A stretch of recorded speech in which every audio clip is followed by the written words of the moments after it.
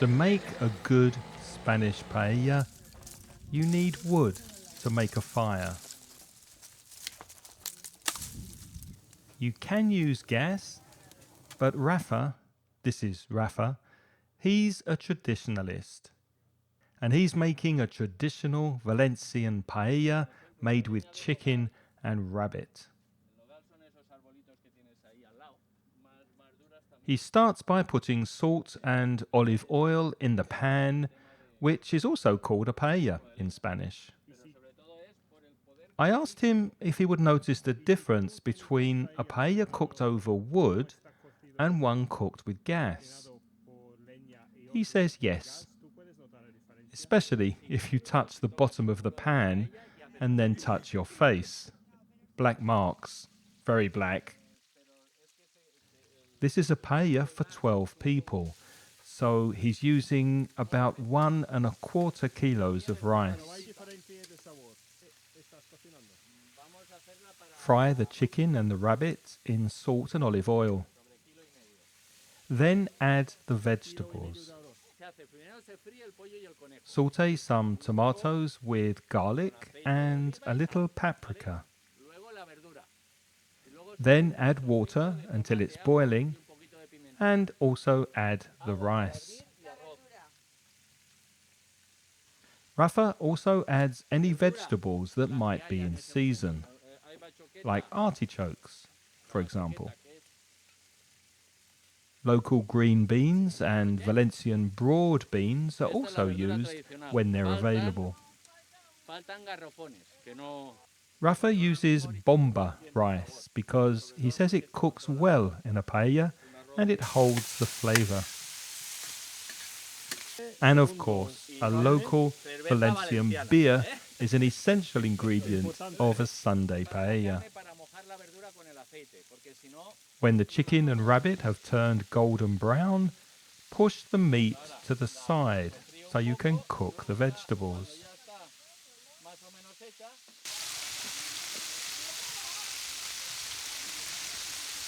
When the vegetables are cooked, mix them with the chicken. Then add the artichokes. Not everyone puts artichokes in a Valencian paella, but Rafa does, especially when they're in season. Then add the garlic and tomato. The tomatoes can be grated or cut into small pieces. Rafa controls the heat of the fire by adding more wood. He says some people cook with just a small amount of wood. He likes to use a lot. If the heat gets too high, he can always remove some wood to lower the heat.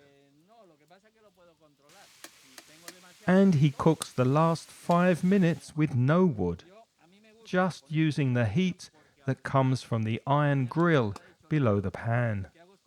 This way you avoid the danger of burning the paella right at the last minute. Don't forget the rosemary. Some people add rosemary at the end, some just put it on top of the rice. The problem with adding it too soon is that the essential oils that are released from the rosemary may turn the paella bitter. A beautiful Mediterranean smell. Use paprika for taste and colour, but don't fry it. It might burn, and that's not good. Add water.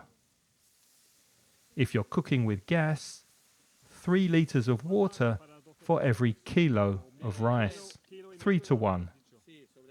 But Rafa says cooking with wood causes the water to evaporate more quickly. So Rafa puts about 6 litres of water for every kilo of rice. He's going to increase the heat now, and a lot of water will evaporate in the first 10 minutes. Some people measure it exactly.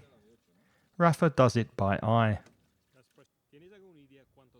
I asked him how many paellas he's cooked in his life.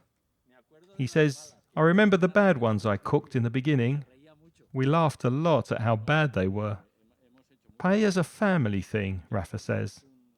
We cook paella when the family and good friends get together. I asked him how he learnt. From my dad, he said. My dad only knew how to cook paella. Nothing else, not even a fried egg.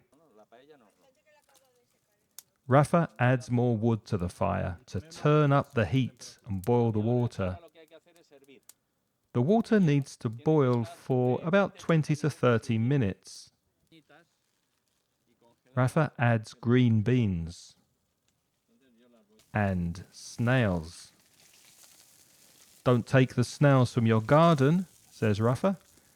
They need to be cleaned properly. Snails are not my personal favourite ingredient of a Valencian paella, but Rafa says they take the flavour from everything and they're good to eat. I think I'll give my snails to Rafa. I asked him how many beers there are in a good paella. He says, well, it depends what the weather's like. Today, for instance, it's a bit cloudy. It's probably a 2 or 3 beer paella today. But there have been days, very hot days, when it's been better to drink beer than cook a paella. Now we put something in for the colour. You can put it before or after you add the rice. Some people put saffron, but saffron's expensive. Not many people can afford to put real saffron these days. Now the rice goes in. 1.25 kilos, more or less, for 12 people. It's been boiling for about 5 minutes now.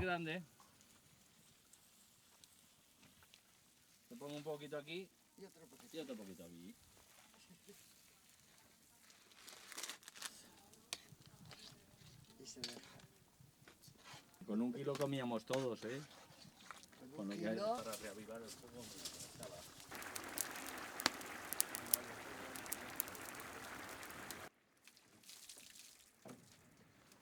Rafa says, I'll add a little, well, maybe a lot of rosemary. And I'll save a little rosemary for the end. A little menuito from time to time doesn't hurt. So Rafa, how do you say menuito in English? A little shake, a little jiggle. He says, I'm going to cover it now with newspaper because the rice on top is still a little hard. I'm putting some water on top so that the paper doesn't blow away, he says. The wet, damp paper also helps the rice that's on top to cook, because the rice at the bottom of the paella gets cooked a bit more than the rice at the top layer. Now it needs to rest for a while, and so does Rafa. And now to the table. I hope it tastes good, said Rafa. It's made with a lot of love.